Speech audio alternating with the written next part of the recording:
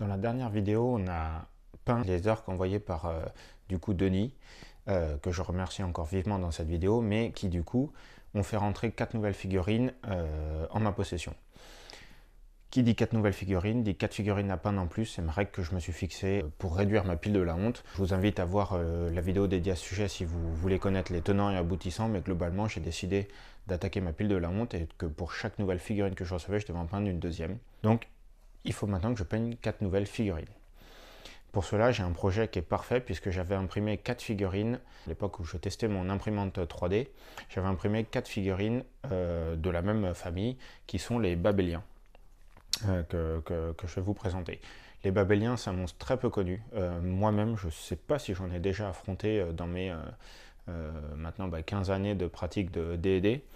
Vraiment, on le croise peu. Et en plus de ça, dans des zones peu accessibles, on va dire. Donc le Babélien, c'est de toutes les terreurs engendrées par l'abjecte sorcellerie, le Babélien est probablement la malfaisance et la plus malfaisante et la plus perverse. Cette créature est l'amalgame des yeux, des bouches et des matières liquéfiées de ses précédentes victimes.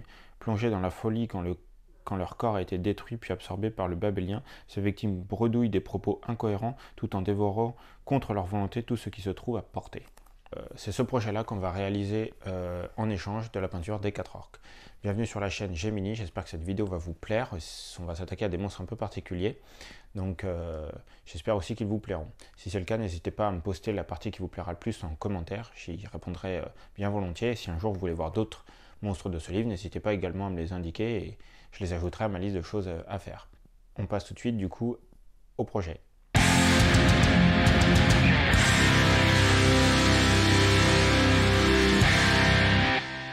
Pour le projet, j'ai fait relativement simple. J'ai toujours actuellement très peu de disponibilité pour consacrer au hobby. Donc j'ai décidé de faire efficace. J'ai commencé par observer bien mes figurines. Voilà, je les ai toutes prises une par une. C'est pas facile quand elles sont vertes translucides, la sortie d'impression, on voit pas bien les détails, mais quand on se concentre un peu dessus, on arrive un peu à voir les thématiques qui ressortent. Moi, dans mon esprit, les Babéliens étaient noirs. Noir à un noir d'encre, quasiment nuit, et ils se terraient au fond des donjons. On les voyait à peine, puis après ils nous sautaient dessus et ils nous mangeaient. Bon, il s'avère que dans la 5e édition, le Babélien est rouge. Mais ça, je ne l'ai pas regardé. Quand j'ai préparé mon projet, j'ai mal préparé mon projet. Et du coup, je ne l'ai pas vu. Je suis resté sur mon ancienne idée. Je vais vous mettre une image de comment moi je le percevais. Encore, je le voyais encore plus noir que ça. Mais là, l'image que je vous insère, c'est celle de la version 3.5, je crois, où il était plutôt marron en fait. Là maintenant il est clairement rouge, bon c'est pas grave, j'ai pas anticipé ça dans mon projet.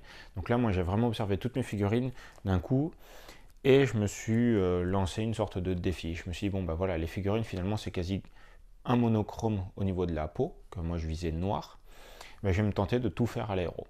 J'ai jamais peint à l'aéro, jusqu'à présent j'ai fait que de la sous-couche. Comme vous le savez, mon aéro c'est pas la partie que je préfère le plus, c'est du matériel un peu de récup, tout ça. Mais là, j'ai travaillé dessus avec un collègue au travail. On a rajouté un mano pour que je puisse au moins lire la pression et une petite vis de réduction. Ce qui fait que maintenant je peux plus ou moins gérer ma pression. J'ai toujours pas de cuve, mais je peux plus ou moins gérer ma pression.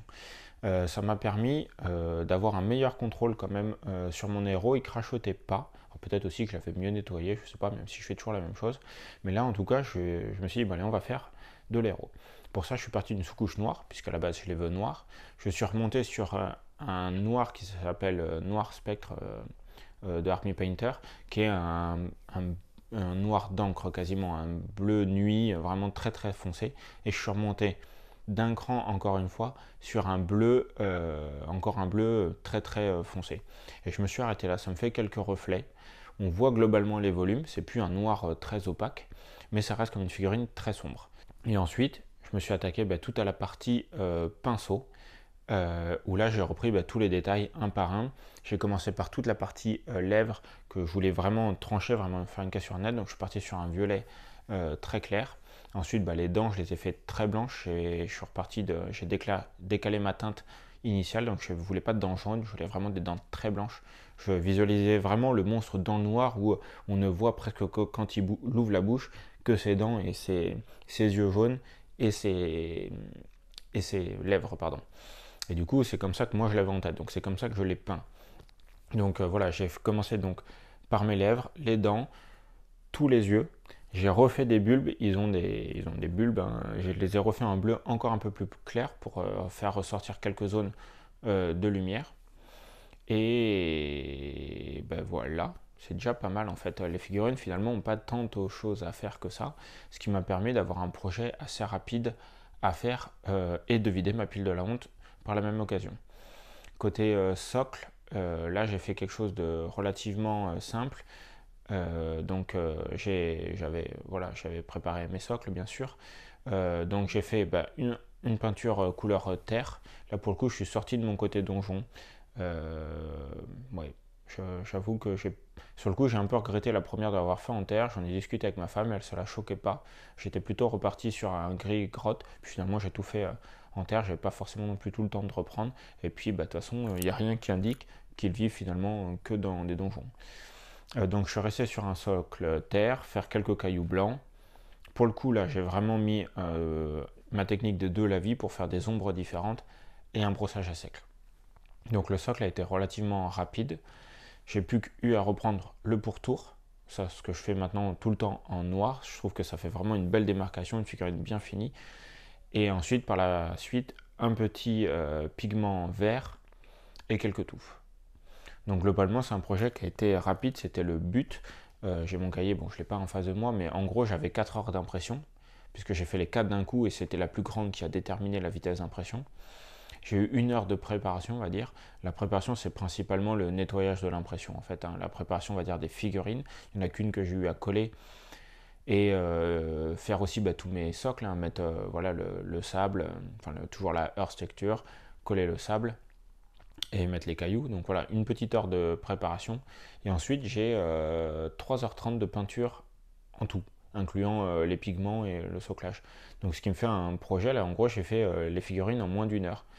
Est-ce que c'est dû à l'aéro? Je pense. Je pense que ça m'a fait gagner du temps, mais c'est surtout dû au fait que les figurines sont très simples. Il n'y a pas d'armure, il n'y a pas de texture. Finalement, on a peau, dents, œil, voilà, yeux, pardon, il y en avait plusieurs.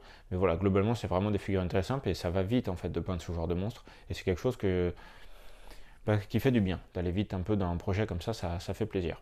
Donc maintenant, je vais pouvoir m'attaquer moi à la suite de ma campagne. J'ai fini de revenir à jour sur mes entrées-sorties. Donc voilà, je vais reprendre la suite maintenant de ma campagne. J'espère que ces figurines vous ont plu. C'est un format un peu plus court que d'habitude. La peinture a été plus rapide et je me suis focalisé vraiment que sur certains éléments, tout ce qui est pigments, étouffe. Je n'ai pas à remontrer parce que c'est des choses que je vous ai déjà montré. Je vous ai vraiment concentré sur la peinture des figurines et sur les figurines. Si c'est le cas, n'hésitez pas à vous abonner, à liker la vidéo. Moi, c'est important parce que la chaîne grandit. Si la chaîne grandit, moi, ça me motive à m'y investir. Et surtout, mettez en commentaire peut-être les parties que vous préférez de la figurine, peut-être ce que vous aimez le moins. Moi, j'ai un petit doute sur la couleur de base. Bon, voilà, j'aurais peut-être dû les faire rouges. Ma femme et mon fils me l'ont suffisamment reproché. Mais en tout cas, est-ce que je suis allé assez loin dans les lumières? C'est vrai que je suis resté vraiment très sombre. Mais rappelez-vous, moi, dans mon idée, c'est un monstre qu'on voit quasiment pas, hormis par les dents et les yeux. Voilà, j'ai plus qu'à vous souhaiter une bonne journée. Je vais juste me retourner pour vous montrer le dos de mon t-shirt. Donc là j'ai mis un t-shirt que je voulais vous montrer depuis un moment, qui est celui de mon ancien club. J'avais fondé un club avec, moi j'étais secrétaire trésorier et on est le président. On a fondé un club de figurines. Donc ça c'était notre logo, on était la taverne du Nécromant. Et j'ai du coup mon logo de mon armée dans le dos, donc j'en suis assez fier. Je le sors peu maintenant, donc c'était l'occasion aussi de vous présenter quelque chose. Je vous souhaite une bonne journée et à la prochaine. Bye bye.